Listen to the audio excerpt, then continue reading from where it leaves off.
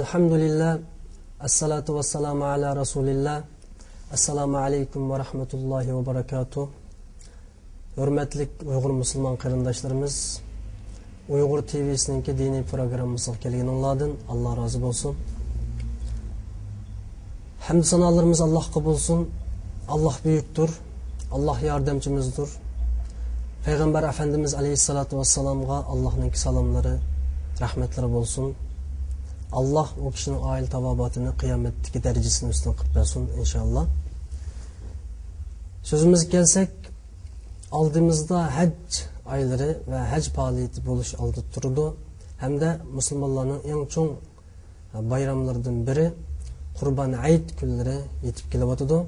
Şuna münasebetlik boğan Ayd kandak bir gün o kim tarafından Allah subhanahu ve taala ona nimet badi degan bu savollarga bugungi bu programmamizda Allah subhanahu ve taala ve taqaddas Qur'oni Karimda bayon qilib bergan eng go'zal qissalarning biri masalan Yusuf alayhissalatu vesselam ve Hud alayhissalatu vesselam, Yaqub alayhissalatu vesselamning qissalarini bayon qilgandek Qurban Aydga munosabatli bo'lgan İbrahim alayhissalatu vesselam ve onun oğlu İsmail aleyhissalatu vesselam hac faaliyetlerinde hacılar icra kıldığan Safa Merve sünnetlerininki sahibi Hacer aleyhissalatu vesselam'ınki en güzel boğan Kur'an-ı Kerim'de tesirlengen kıssalarını kırındaşlarımızga sözlep ötümen. Maksat Kur'an-ı Kerim insanların bütün Müslümanların dünyada ve ahirette bir çıkış yolu ega buluş bir baxit saadetga oluş üçün köplegen kanun nizamlarını sözledi. Qissalarini, tarixlarini insanlarga aytib berdi. Allah subhanahu ve taala öz tili orqali. Buningki biri İbrahim aleyhissalatu vesselam'ninki en güzel qissasi. Şoň bugün biz buna münasebetlik bo'lgan bu qissani qarindoshlarga so'zlab o'tamiz. Qurban Ayd Allah subhanahu ve taala ve taqaddas İbrahim aleyhissalatu vesselam'a bergan bir ne'mat. Undaqda İbrahim kim? İbrahim aleyhissalatu vesselam Azer'nin oğlu, anısının ismi Amile. Yani Azer öz zamanındaki bir dağınlık heykeltaraş, putperest boğanlık için onunki namı taraf fırketken, yani Azer ismlik butunu yasaş bilen dağın çıkargan bu kişi şu butunun ismiyle atılıp Azer dep ataldı. Ola Azer Suriye'ninki Demeşik rayonunda yaşagan idi.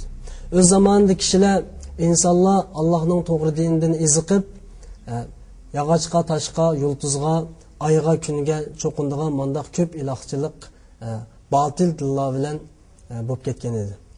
Belki Allah subhanahu ve taala bu kavimge İbrahim aleyhissalatu vesselam'ın çıkarış arqılıq ularını hidayetke başlamakını istedi. Tövende İbrahim aleyhissalatu vesselam'ınki Kur'an-ı Kerim'deki sübetlerini bayan kılımız. Allah subhanahu ve taala Kur'an-ı Kerim'de estaizu billah vezkur fil kitabı İbrahim innehu kana sıddiqan nebiyya deydu. Ey Muhammed sallallahu aleyhi ve sellem İbrahim'nin kıssasını bayan kılıp bergin ki hakikaten o nayet rastçıl bir peygamber idi. Dep Allah subhanahu ve taala İbrahim'ni maqtavatıdı ve Allah İbrahim'ni dost tuttu deydi Kur'an-ı Kerim'de Allah subhanahu ve taala. İbrahim bolsa hakikaten köngli köksi keng, dili yumşak bolgan bir kişi idi. O her bir işide Allah'a müracaat kılattı deydi Allah subhanahu ve taala. Ve Allah Kur'an-ı Kerim'de selamun ala İbrahim. Yani biz namazlarımızda, teşehhüdlerde aytqandek selamun ala İbrahim degan bu sözünü Kur'an-ı Kerim'de Allah bayan kıldı. Yani Allah öz bendisi bolgan İbrahim'e salam kılgan edi. İbrahim aleyhissalatu vesselam Peygamber aleyhissalatu vesselam'ninki nesibinin başlanışıydı yani. Yani Peygamber Efendimiz aleyhissalatu vesselam'ninki nesibi İbrahim aleyhissalatu vesselam'a yani oğlu İsmail arqılıq İbrahim'e tutuşadı. Demek İbrahim aleyhisselam'ninki zamanında peyda bolgan bu Kurban Ayd. Yani qaysi şekilde Allah tarafdan insonlarga ne'mat qilib berildi, ya'ni eng cho'ng bayram qilib berildi deganda biz İbrahim alayhisolatu vasallamninki zamonini qaytimizki, u Azerning o'g'li, u nihoyatda tafakkurchan bir kishi edi. U har vaqt tafakkur qiladiki, osmonga qaraydi, yerga qaraydi, atroflarga qaraydi. Albatta man xalaqas samawati val ard, osmon zaminni kim yaratdi, yulduzlarni kim yaratdi degandek fikrlar bilan davomli ko'ngli mashg'ul bo'ladi.